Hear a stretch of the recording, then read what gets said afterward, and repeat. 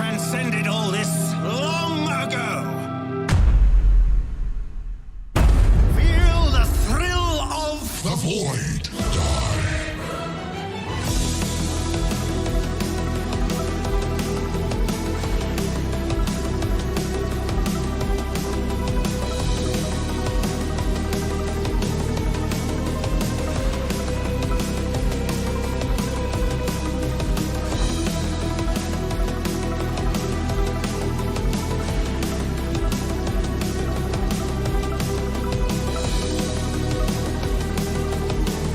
Yo, what up? I'm coming at you today with a build, a magic find build. This league is pretty much perfect for this, as you get a multiplicative bonus to your item quantity and item rarity in Scourge maps and in any maps that has, that you open the league mechanic with. Ever since Legion, we didn't have a good low tier map farming, and this is it. So here's my take on it. This is going to be a lightning arrow DEADEYE, but you can play this on pretty much any archetype. A Frostblade Berserker if you want, a Kinetic Blast, any Ascendancy, this works. You just have to sacrifice some damage, some defenses, but honestly, we're doing tier 3 maps, you can do tier 4 maps. There's a wide range of things you can do. I'm going to cover it in my next video that will come out tomorrow or the day after. But honestly, this league is amazing, and playing this build, along with my chat, probably like 200, 300 people actually re-rolled into this build already. They're having a blast. I'm farming tower, I'm farming nurses until I get my headhunter. I don't have a headhunter, I had a pathetic start, but yeah, here it goes. I hope you enjoy the build. I'm gonna do a voiceover and you won't have to see my stupid face. Of course, I'm gonna include gameplay. So watch the entire video if you don't want to miss any detail on the character and how I build it to make absolute stone. The build. Here we're going DEADEYE, full glass cannon, full screen clear. It moves a bit slower than Raider, but the damage and chains really make up for the loss of speed. As of right now, you can play a really good version of my character with double inspired learning for around 12 to 12 exalts, but I made a cheaper version without inspired learning, but more damage for about 6 to 8x. Prices may change after I release this video, so be careful before you reroll. You can find all the POBs in the description, leveling included, so make sure you read the notes. In the video, I won't cover the skill tree, so make sure you really pay attention to the passive building. And I want to keep this video as short as possible, so mostly gameplay and gem setups.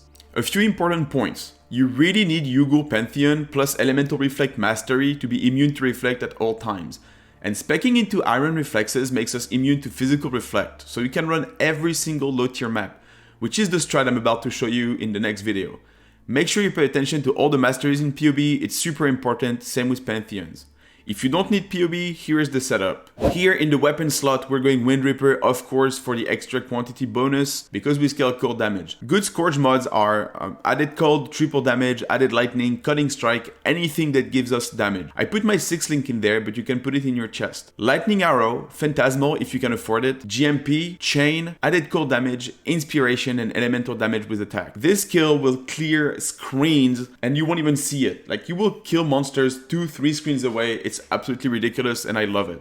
As a chest, I really recommend going Ares Ire. It is perfect for us, gives a lot of damage and evasion. In there, you can use a single target setup like what I'm doing, or you can level more gems, which is probably the smart play, as I don't really need single target. But sometimes when I do Scourge maps and I have a boss, I want it to melt instantly. So I use another 6 link. My setup is as follows. Barrage, increase critical damage, increase critical strikes, elemental damage with attacks, cold penetration, and added cold. It is going to kill any Scourge boss in under 2 seconds. There is a case as well to be made for Greed's Embrace. This is a magic find chest, but it's pretty difficult to balance your res around it, and losing 20% move speed hurts quite a lot. But if you really want to push the magic find aspect of it, you can consider a Greed's Embrace. So the helmet. You have a large range of choices here, but the Ancient is the most important. On Lightning Arrow, you go with 2 extra hits. On Tornado Shot, you want extra projectile, and on Ice Shot, 40% increased damage or 60% angle thingy. You can go with a rare helmet to fix your resist and maybe get some life and spell suppress, or a Fractal Thought, Devoto's Devotion, Rat's Nest, Sarkonja, the Gull, etc. Anything that gives you life, damage, any extra mobility, those type of things, you really want them. The gem setup in the helmet is Precision, Herald of Ice, Increased Item Rarity, and Dash.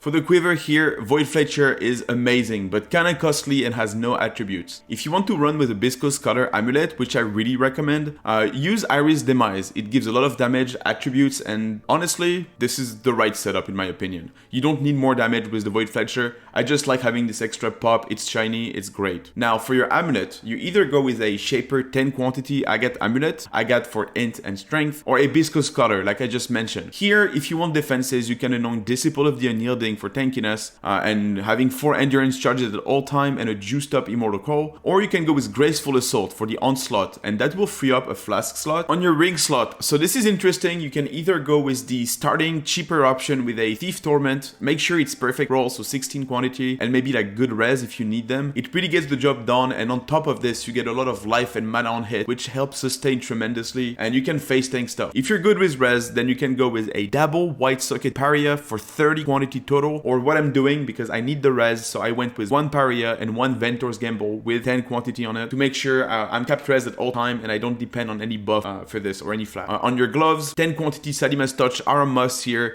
You can use a corruption. I think I recommend this, but again, it's going to be more expensive. You can go with attack critical strikes, attack speed, frenzy, elemental weakness on hit, but the last one here, elemental weakness, is very expensive, but it's probably the best one. In here, I socket Purity of Elements. It makes us element immune and res cap, Smoke Mine for some speed, Cast on Death, and Portal. Of course, this is our main defense layer. Here, really the only belt you want to use is a Bisco's Leech. It gives you rampage, extra quantity, strength, and even some res. Only replace this when you have a Headhunter. In your boot slot, Gold Worms, they're a must. Try to get a 20 quantity pair. It really makes a difference. Good ancients here are movement speed, cold damage if you've been hit recently, cannot be stunned, or attack and cast speed. In them, I use cast when damage taken level 6, Immortal Call level 8, increased duration, and Vol Haste. We only use the Vol part of the aura. For your flasks, I like going with a non-instant Corrupted Blood Resistance Life Flask, followed by a Diamond Flask with extra crit on it, followed by a Gold Flask or a Jade Flask with Curse Resistance, and finally a Dying Sun or Xeri's Promise, and of course, the Quicksilver. The fastest Quicksilver you can get. As of this league, it's harder, we get more rolls, but also you can potentially go faster than last league, so yeah, Quicksilver, of course, as always. For our jewels here, we really want 2 Inspired Learnings for the juice. They're currently 3x a pop,